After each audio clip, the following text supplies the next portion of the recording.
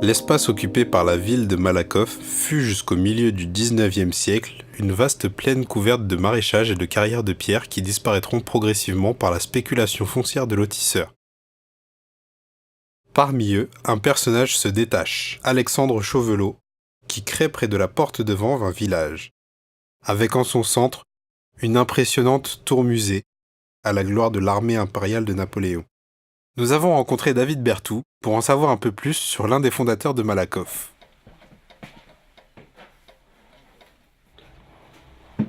Alexandre Chauvelot, c'est un ouvrier à la base qui est né à la fin du XVIIIe siècle, en 1796. Et il a eu cette idée de créer cette tour, alors qui en soi était intéressante parce qu'elle avait une architecture incroyable, qu'elle était au milieu d'un village qui se construisait, qui n'était pas très peuplé, qui était très haute, 50 mètres de haut, 10 étages, qui se voyait de très loin, et qui avait un style un petit peu russo-rococo, puisque ça rappelle la guerre de Crimée. Voilà, donc c'est assez chargé. Il y a énormément de fenêtres sur toutes les façades, sur les 4 façades. Il y a des balcons qui permettent de voir Paris. Et l'intérêt, c'était de monter tout en haut et de regarder la vue depuis le balcon. On retrouve dans la mémoire collective de la ville, alors notamment dans certaines représentations, sur certains bâtiments de la ville, ou une plaque rue de la Tour où elle se situait.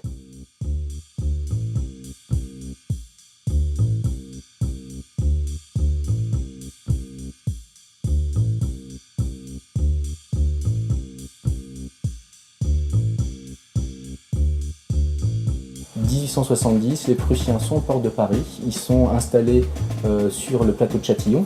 Donc la tour se trouve entre Paris et les armées prussiennes. Et les autorités militaires françaises ont peur que la tour ne serve de point de mire pour bombarder Paris.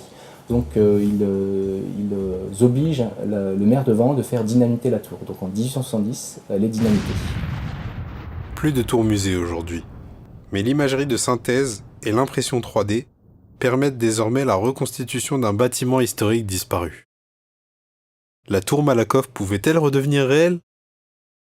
On a tenté le coup en proposant à des spécialistes de l'impression 3D de recréer cette tour, à partir d'une rare gravure du XIXe siècle. Quand on voit du conduit, quand on voit des plaques, quand on voit tout ça toute la journée, avoir quelque chose qui sort du contexte industriel, avoir quelque chose d'un petit peu historique, quelque chose qui a disparu, qu'on essaye de ramener, entre guillemets, à la vie, pour le montrer, pour l'exposer. Il y a un petit quelque chose qui fait qu'il y a une petite excitation derrière. Ça change de on doit fabriquer 300 pièces. Il y a un petit côté culturel qui est vraiment intéressant. La tour de Malakoff est un bon exemple parce que c'est un patrimoine qui a disparu.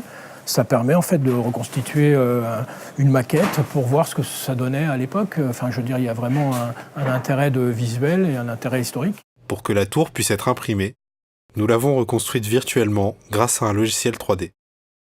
Une fois qu'on a ce fichier 3D, on va pouvoir en fait lancer une impression en direct en 3D. Donc avant de lancer cette impression, il y a des techniciens qui sont derrière moi qui vont en fait retravailler le fichier rapidement pour le mettre en norme pour les machines d'impression 3D.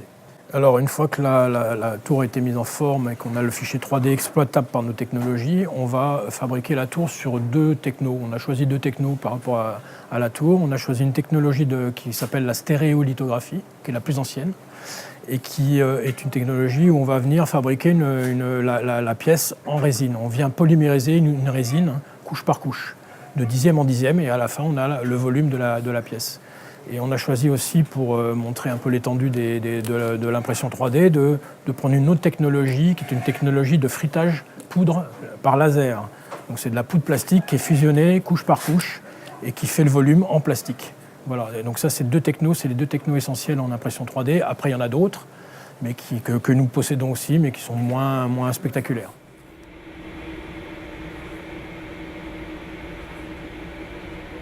Durant une trentaine d'heures, le rayon laser sculpte la tour et d'autres pièces industrielles en durcissant la résine selon les instructions données par le fichier informatique. La tour a pris forme, une maquette inédite.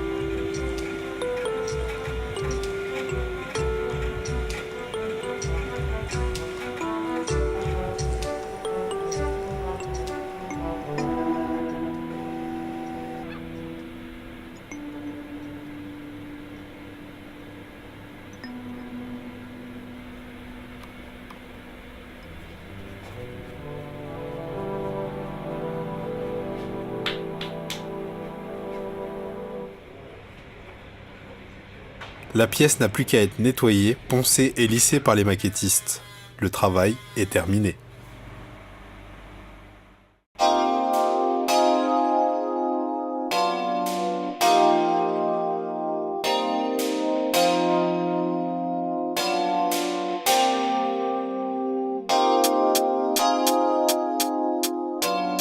L'expérience a été concluante et nous a donné envie de retrouver la tour Malakoff dans l'environnement du XXIe siècle. Pour mémoire.